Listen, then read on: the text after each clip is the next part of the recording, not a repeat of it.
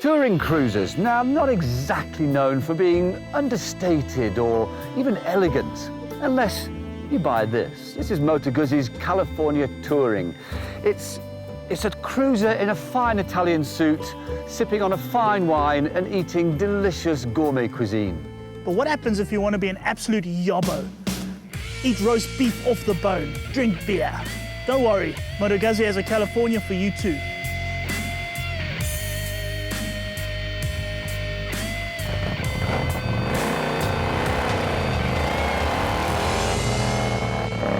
Anyway, as I was saying, the Moto Guzzi California Touring. Lots of class, unlike some people we can mention. So what Guzzi have basically given us is two bikes in one. You've got the Italianate Count and you've got the Yob from Blackpool. There's no getting away from the fact that the California is a big bike, but it's so well dressed that you simply don't notice it. You could even say it's beautiful, and there's not too many cruisers out there that you can say that about. At its heart is the biggest V-twin engine available from a European manufacturer, 1,380 cc's of it, producing 96 brake horsepower and 87 pounds of torque. Weighing in at a hefty 337 kilograms, you might think that this wasn't enough, but in fact the California has that typical V-twin effortless performance. No cruiser can afford to skimp on the details, and the Guzzi is no different. The quality of the components is second to none, the brakes in particular being full-on Brembo radially mounted units that have astounding stopping power. Chrome embellishment is subtle, but what there is deep and lustrous. After the elegance and sophistication of the Touring model, the brutal, sparse lines of the Custom come as a bit of a shock, until you realise that this is exactly what the Touring would look like if you took away the panniers and screen. Moto Guzzi really have performed miracles and given the same bike completely different characters. Quite an accomplishment.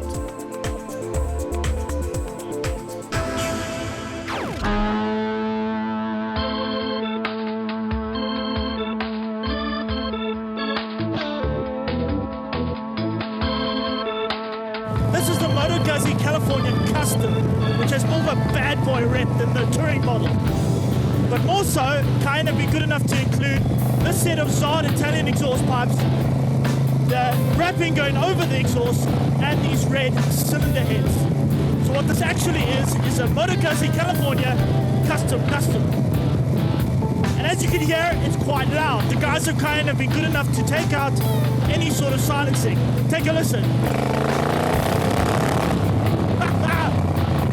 That won't wake the dead. It'll make the dead jump out of their graves, have a heart attack, and die again. So what Moto Guzzi have made here, according to Donovan, is a bike for the zombie revolution.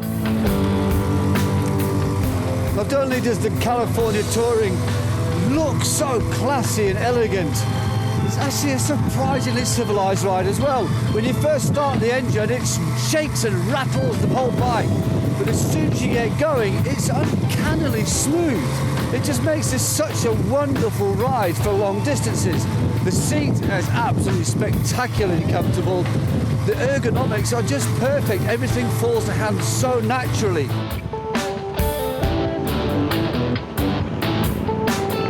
It's all very well having a sophisticated cruiser, but when you've got your own personal thunderstorm riding behind you, it does spoil the serenity somewhat.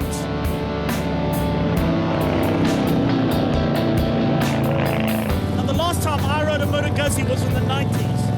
And at that stage, Ducati kept breaking down, Aprilia made bikes for children, and Moto Guzzi was absolutely terrible. Now, in the 2000s, it appears that all these brands have had quite a resurgence. Ducati is now building really good bikes that win races. Aprilia have the RSV4, and Moto Guzzi, well, this thing feels terrific. It feels well made, it feels comfortable. Honestly, I could sit on this bike all day.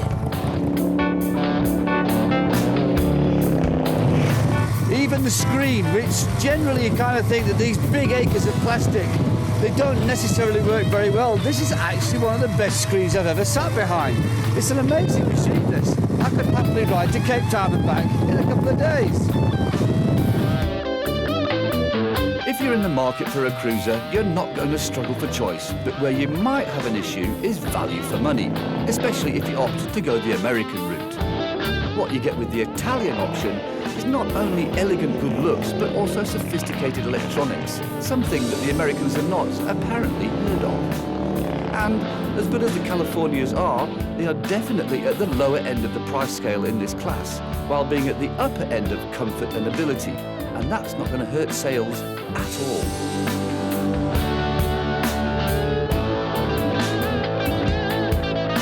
What makes us unique among cruising models is the fact that it has ride-by-wire throttle, which means it has 3 modes: Veloce, Turismo, and Piaggio. Now, I spent most of the day riding around in Piaggio mode thinking this is great, until Harry told me that that was actually rain mode. So then I stuck it into Veloce mode, and this is what happened.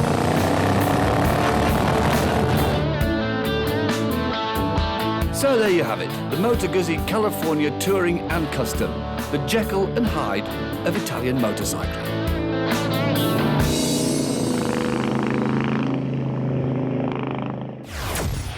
So we got 2 bikes that are using essentially exactly the same ingredients, but as you guys pointed out in your piece, Yobbo and pretend fine dining posh. Sophisticated aristocrat, I'd like to call it. Well, I have ridden the Touring, and it's an absolutely fantastic bike as far as I'm concerned, and you obviously feel the same way. Loved it. The engine is the main thing, and it's just so smooth. You cannot believe it's uncanny. Well, from tick over, it does kind of chug and bounce a bit, but as soon as you get going... It's beautiful, and it's powerful enough, and the main thing about that bike, though, is the brakes.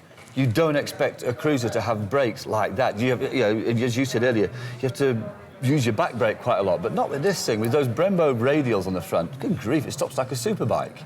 And you were behaving a bit more yobbishly.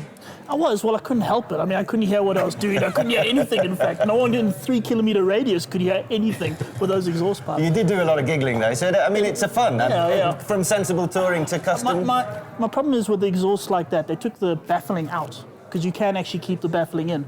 And I'm thinking for an afternoon of riding, yeah, it's a lot of fun, but I'm trying to get out living with that. I mean, imagine trying to come home at midnight. Well, you'll be popular. I mean, in the middle of a farm, in the middle of the Karoo, you're going to wake up your neighbours, you know. What I do find amazing is the price. It's for the Moto Guzzi Custom, it's $199, so 199,000 Rand. But they put on that Zard Italian exhaust, the wrapping, and they colour the cylinder heads, and it costs 199,000 Rand. So it's up to you. If you want those extras, you can have it. It's going to cost you absolutely nothing. Yeah, they're included for free. That's quite impressive. So $199, how much more for the Tourer then? $220, which I don't think is a bad. I mean, you've got the panniers, you've got all the crash bars, you've got the screen. Did you ride each other's? I mean, if you were forced, which would you take? I've got to be honest, when we were on our way back to Cayenne, now we were in the middle of a cold front, it was freezing cold. I kept looking at Harry at his screen and thought, that looks nice. Harry was undoubtedly looking very, very smug indeed, were you? Fantastically smug. And I could still hear as well by the end of the ride, which was good. So listen, if we talk about competitors, we basically talk about every other cruiser in the world, Harley, or what? Victory, Indian, all the Japanese cruisers.